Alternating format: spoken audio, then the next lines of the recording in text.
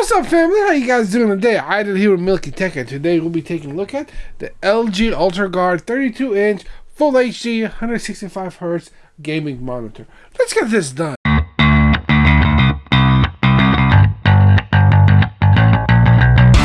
So I'm in the market for a new monitor. My current monitor is a ultra-wide IPS. However, I need a monitor that has higher refresh rate than my current monitor, which is only stuck at 60 Hz. This bad boy is at 165 Hz. And since I am editing, I need something that has great color reproduction and great viewing angles. This monitor boasts 178 degree view angle, HDR10. The way this monitor achieves this feature is it is a VA panel. Now there are three main panels. A TN panel, the twisted pneumatic panel. It is the cheapest panel you could get. However, it is the fastest panel there is. But some of the weaknesses of that panel is poor color reproduction and very poor viewing angles. You have to look at it straight on, or otherwise it won't look good. You have color discoloration. The next type of panel is an IPS panel, and my personal favorite. It has the best color reproduction and best color accuracy. However, the panel is slower than a typical TN. IPS panels tend to be more pricey because of the color accuracy that the panel allows. Now, the next type of panel is, what this is here, is a VA panel. I consider a VA panel kind of like a hybrid panel. It has great color reproduction and great viewing angles. And it is decently fast. Like this panel here claims 1 millisecond MBR, which is the motion blur reduction. Without that on, it's 5 millisecond gray to gray. Now the VA panel, since they're a hybrid panel, the price point is as such. It's in the middle. And this here is around $200 as a recording of the video, which makes it great for what it does. So some of the features that this panel has is NVIDIA G-Sync, AMD FreeSync Premium, black stabilizer, dynamic action sync, crosshair, flicker safe, HDR10. So they claim that it is HDR10. However, in order for it to be HDR10, it has to be a 1000 nit monitor or a 1000 nit display. This monitor is only 300 nit. So I don't understand how they say HDR10. Maybe it is software upregulated to HDR10. We'll see. And let's go into some of the specs.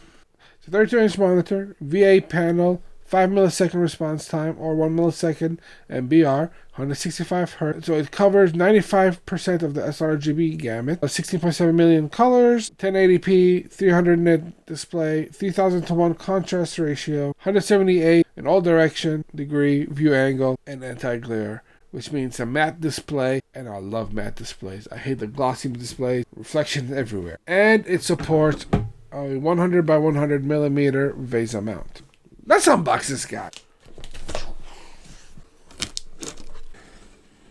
Alright, let's open this guy up. So first thing here we have, don't punch the monitor, and how to install the monitor stand. Here's the monitor base.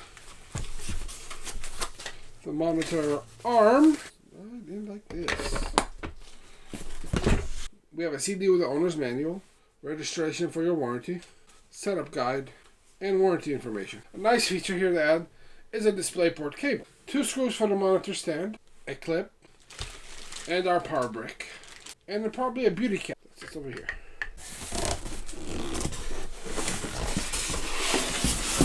This monitor is huge. And now for the monitor. Do not carry it like that. It stands on its own. It doesn't need a monitor stand. Put a stand in. So far, this is a gorgeous display so far. So here's our 100 by 100 millimeter VESA mount. So over here is where you mount a monitor arm. So if you're another type of stand that has adjustments, you can mount it here, or you can wall mount it, or however you want to mount it, you can mount.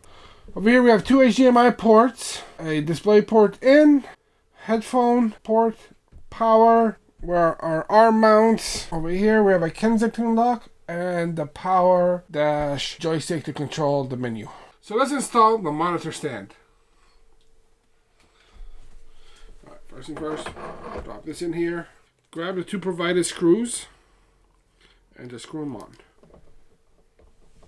Get your beauty cover and just slide it on.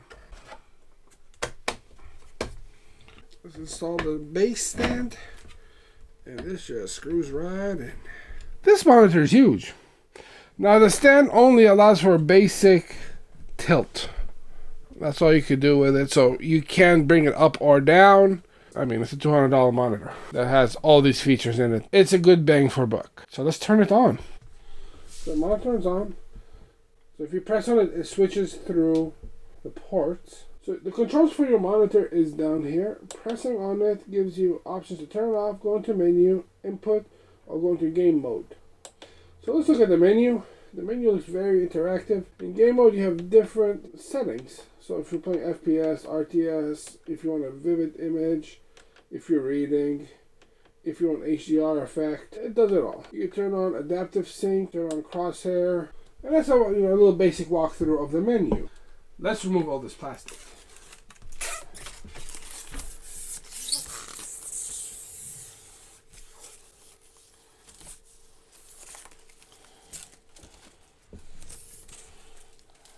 That was satisfying.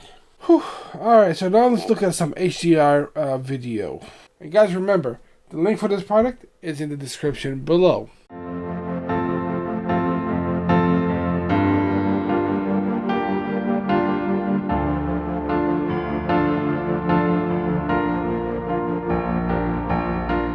As you can see, the color reproduction is not bad for a VA panel. In order to test the gaming performance of this monitor, I am going to pair it with this PC over here.